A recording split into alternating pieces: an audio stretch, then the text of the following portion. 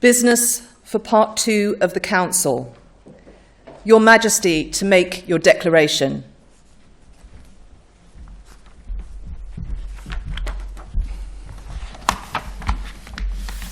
My lords, ladies and gentlemen, it is my most sorrowful duty to announce to you the death of my beloved mother, the Queen.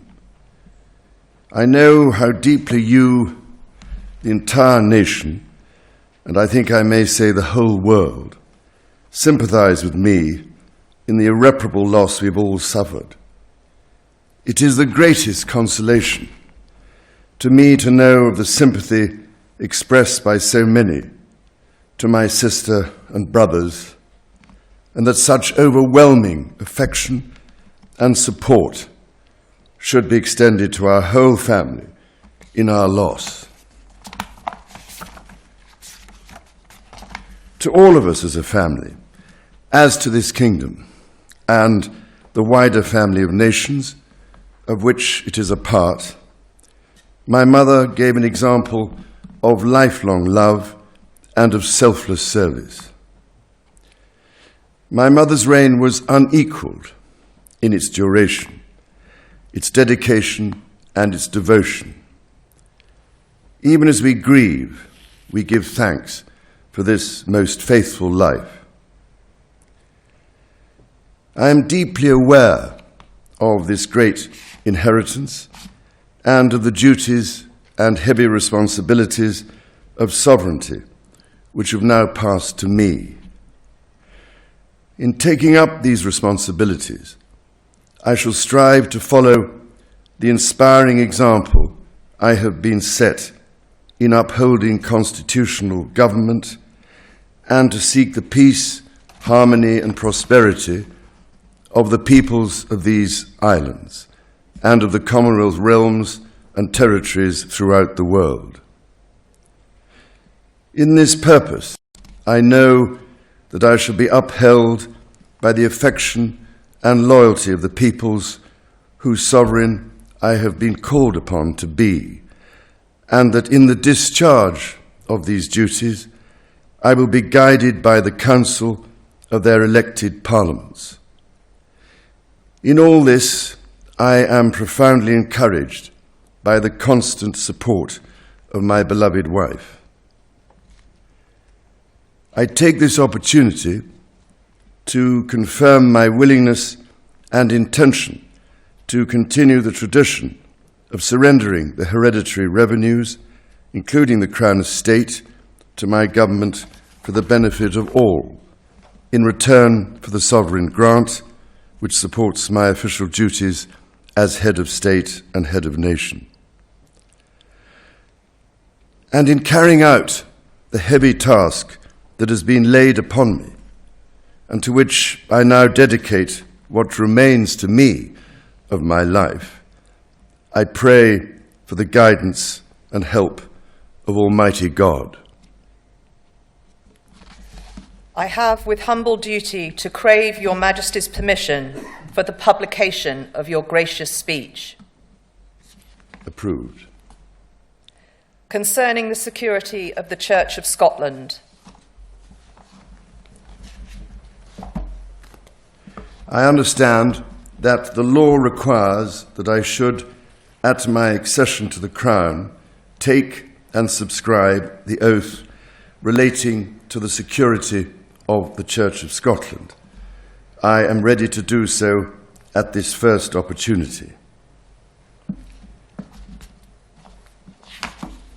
I, Charles III, by the grace of God of the United Kingdom of Great Britain and Northern Ireland, and of my other realms and territories, King, Defender of the Faith, do faithfully promise and swear that I shall inviolably maintain and preserve the settlement of the true Protestant religion as established by the laws made in Scotland in prosecution of the claim of right, and particularly by an act intituled An Act for Securing the Protestant Religion and Presbyterian Church Government, and by the acts passed in the Parliament of both kingdoms for union of the two kingdoms, together with the government, worship, discipline, rights and privileges of the Church of Scotland.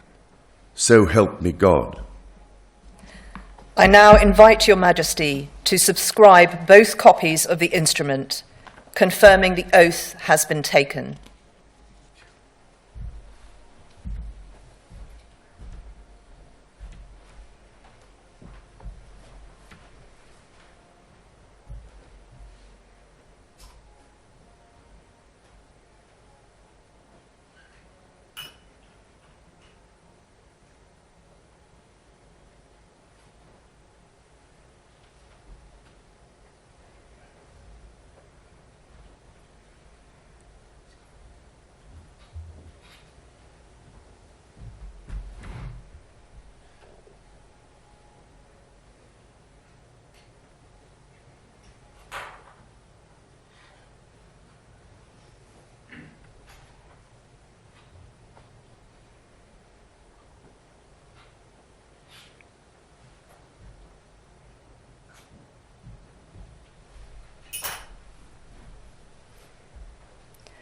I now invite the witnesses to His Majesty's oath to sign both copies of the instrument.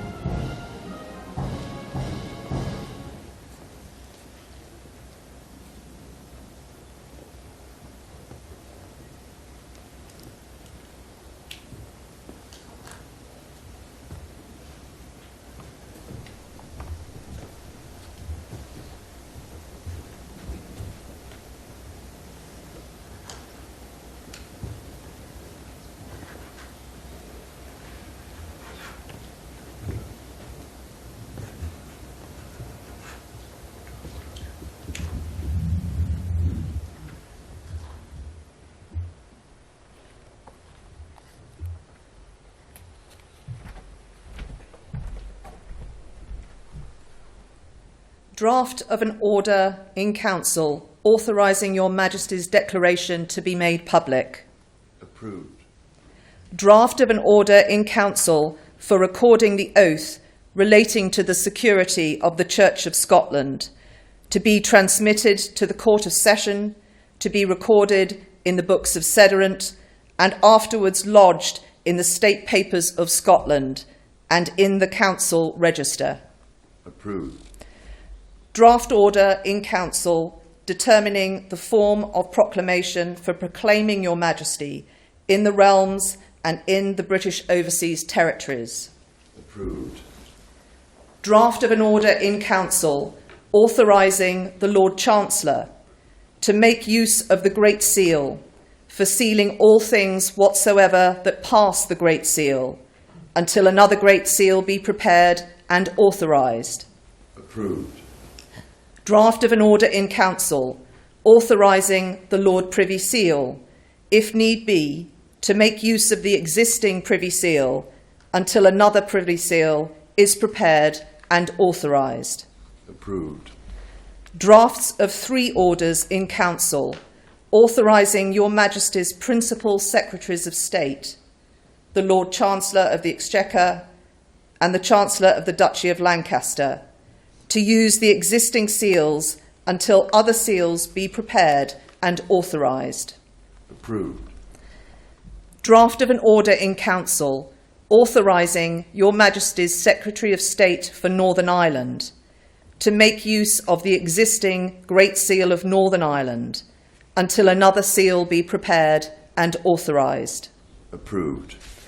Draft of an order in Council authorising Your Majesty's First Minister of Scotland to make use of the Great Seal of Scotland until another Great Seal of Scotland be prepared and authorised. Approved. Draft of an order in Council authorising Your Majesty's First Minister of Wales to make use of the existing Welsh Seal until another Welsh Seal be prepared and authorised. Approved. Draft of an order in Council authorising the public seals authorising the respective public seals lately in use elsewhere than in the United Kingdom to be made use of until new seals be prepared and their use duly authorised. Approved.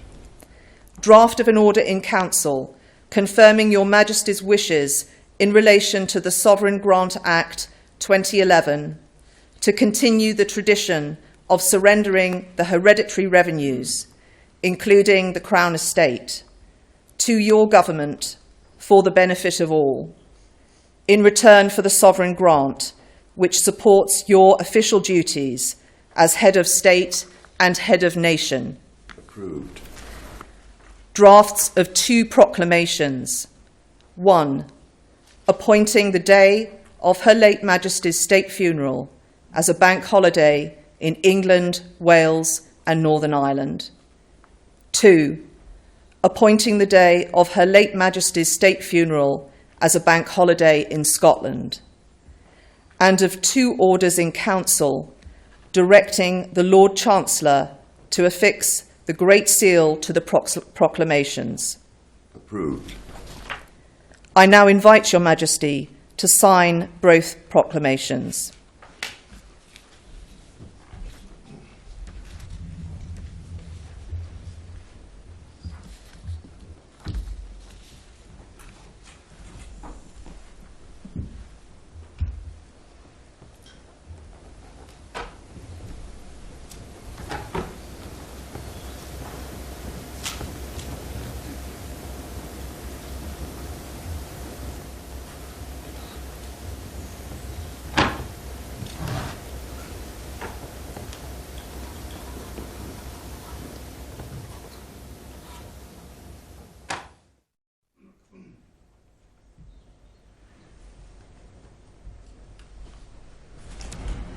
And that, Your Majesty, concludes today's business for the Council.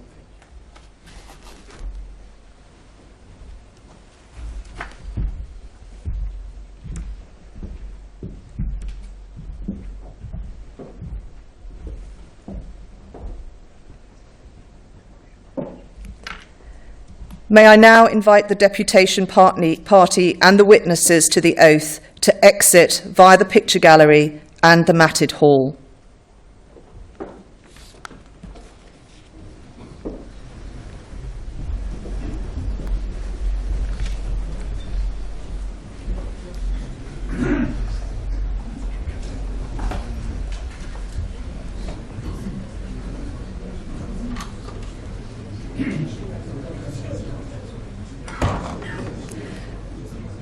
I now ask Privy Councillors present to exit via the picture gallery and the matted hall and invite you to sign the proclamation, which is laid out in the lower corridor.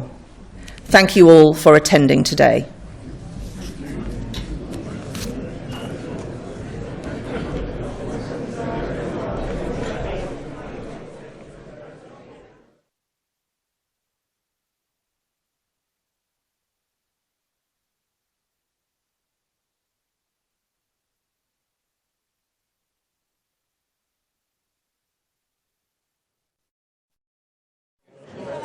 Oh, he was not